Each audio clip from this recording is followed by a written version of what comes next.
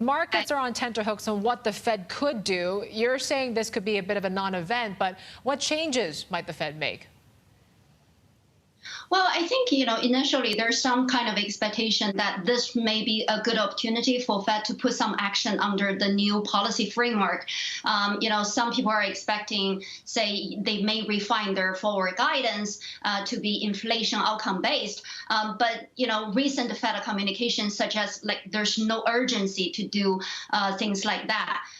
So I would say, Fed at this moment is really more in wait and see, mode. But what we probably should watch more is probably, what's the message in the statement, and also the updated summary of economic projection. Right, that's where they're gonna extend their outlook further into 2023.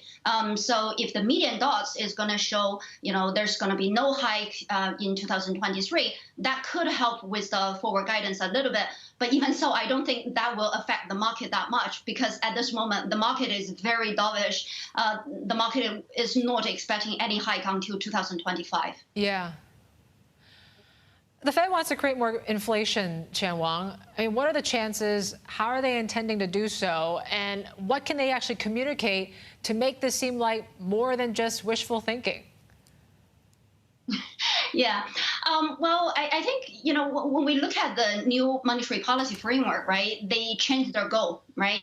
They, change their goal from, reaching the 2% inflation to, the average 2%. So that allow inflation overshooting. Now, I think there is a critical difference between central banks' goal, their action, and their tool.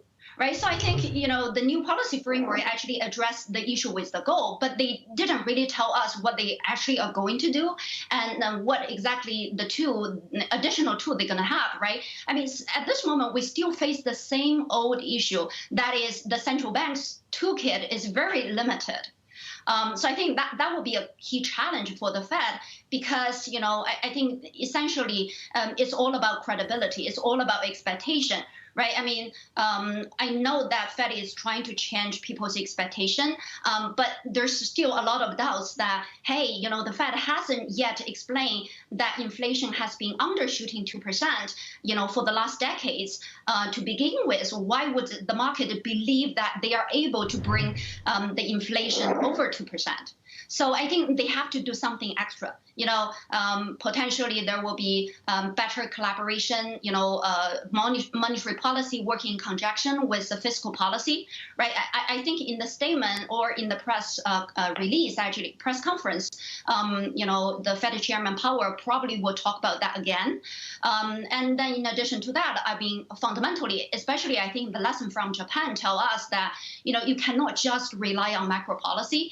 Structural reform is very important to push up the productivity growth and R-star, so that monetary easing will be more powerful.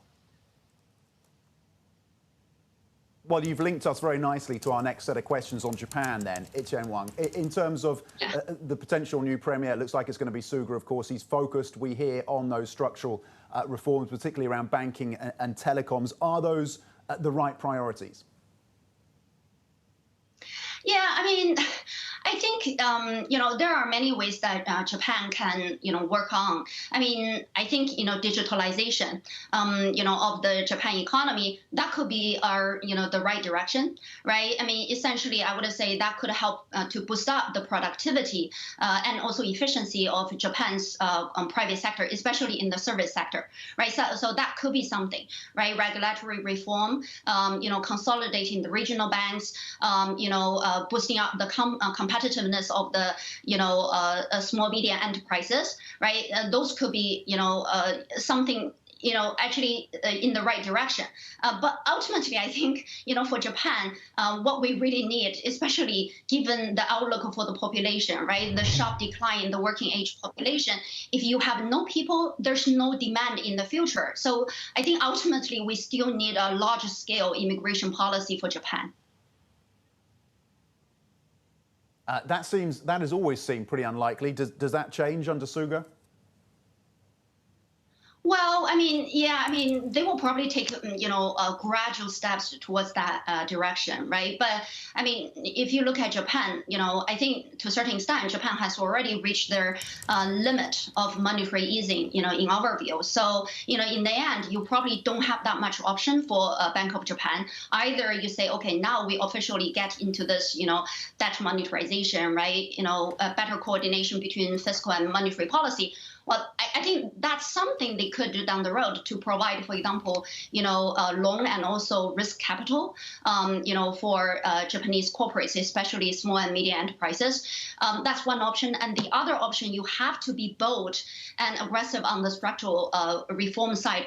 Otherwise, I just, don't see any hope because, our research found that, the subdued demand from the private sector for both loan and investment for the private sector is not because of credibility. It's not because of, interest rate that's high, but really because people have no confidence about the medium-term economic growth outlook. So until you make people feeling more confident there is a future for this economy, otherwise, you will end up with a chronic demand gap, and that will result in below-trend inflation for prolonged period.